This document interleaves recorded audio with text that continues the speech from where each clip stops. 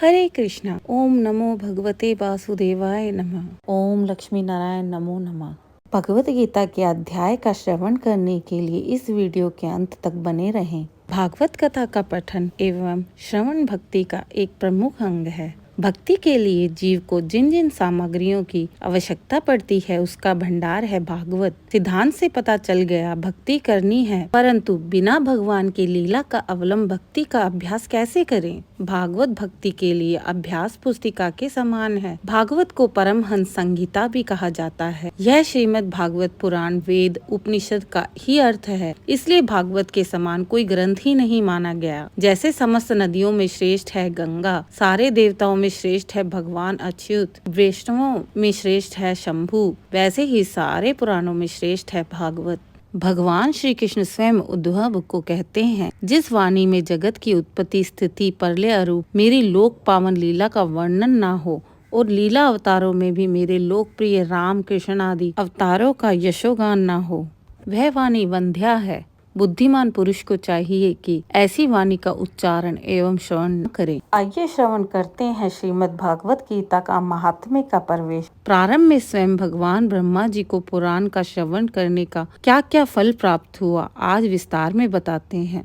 यह वार्तालाप स्कंद पुराण के विष्णु खंड से लिया गया है। कलयुग में जहाँ जहाँ पावन भगवत शास्त्र रहता है, वहाँ वहाँ सदा ही मैं देवताओं के साथ उपस्थित रहता हूँ। सच्चिदानंद स्वरूप भगवान श्री कृष्ण को हम नमस्कार करते हैं, जो जगत की उत्पत्ति स्थिति और विनाश के हेतु तथा आध्यात्मिक अधिदैविक और अधिभौतिक तीनों प्रकार के तापों को नाश करने वाले हैं। एक बार भगवत कथा अमृत का रस समादान करने में कुशल मुनिवर शौनक जी ने नैमिषारण्य क्षेत्र में विराजमान सूत जी को नमस्कार करके उनसे पूछा, सूत जी, आपका ज्ञान अज्ञान अंधकार को नष्ट करने के लिए करोड़ों सूर्यों के समान है। आप हमारे कानों के लिए रसायन अमृत स्वरूप सार गर्भित कथा कहिए। ज्ञान और वैराग्य से प्राप्त होने वाले महान विवेक की वृद्धि किस प्रकार होती है। वैष्णव लोग की तरह इस माया मोह से अपना पीछा छुड़ाते हैं। इस घोर कली काल में जीव प्राय असुरी स्वभाव के हो गए हैं। विविध कलेशों से आक्रांत इन जीवों को शुद्ध बनाने का सर्वश्रेष्ठ उपाय क्या है।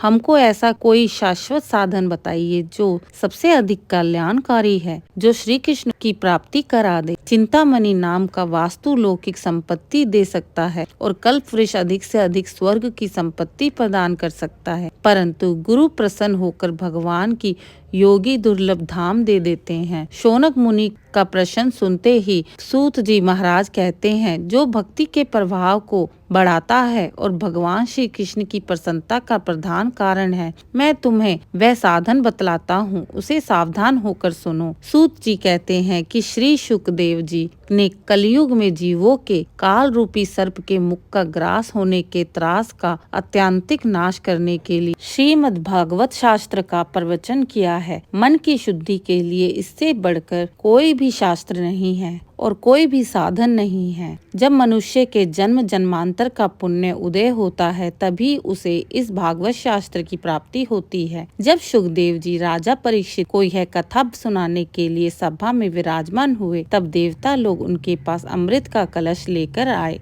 देवताओं ने सुखदेव मुनि को नमस्कार करके कहा, आप यह अमृत लेकर बदले में हमें कथा अमृत का दान दीजिए। इस प्रकार अदला बदली हो जाने पर राजा परीक्षित अमृत का पान करे और हम सब श्रीमद् भागवत रूप अमृत का पान करें। इस संसार में कहाँ कांच और कहाँ महामूल्य मणि तथा कहाँ सुधा और कहाँ कथा। श्री शुक्ल देव जी ने यह सोचकर देवताओं की हंसी उड़ा दी। उन्हें भक्ति शून्य जानकर कथा अमृत का दान नहीं किया। इस प्रकार यह श्रीमद् भागवत कथा देवताओं को भी दुर्लभ है। भागवत सुन के 7 दिन में परीक्षित को मुक्त हुआ देखकर ब्रह्मा जी को महान आश्चर्य हुआ। सत्यलोक जाकर उन्होंने सभी साधनों को बांध कर तुला में तोला। एक पलड़े में समस्त साधनाओं का फल और एक पलड़े में भागवत कथा को रखा। भागवत कथा सब पर भारी पड़ी। सब ऋषियों ने भी यह देखा तब उन्होंने निश्चय किया, कलयुग में भागवत को पढ़ने सुनने मात्र से मोक्ष की प्राप्ति हो जाती है। सप्ताह विधि में सुनने से निश्चय भक्ति की प्राप्ति होगी। पूर्व काल में सनक आदि ने नारद जी को ये भागवत कथा सुनाई थी। यद्यपि नारद जी ने पहले ही ब्रह्मा जी से भागवत कथा सुन रखी थी, परंतु सनक आदि ने उन्हें सप्ताह श्रवण विधि से सुन तो उनका जीवन तृप्त हो गया। यह कथा सुनने के लिए श्रोताओं को बहुत बहुत आभार। मेरे चैनल को लाइक और सब्सक्राइब करना ना भूलें। कल हम श्रवण करेंगे भगवत गीता की अगले अध्याय का।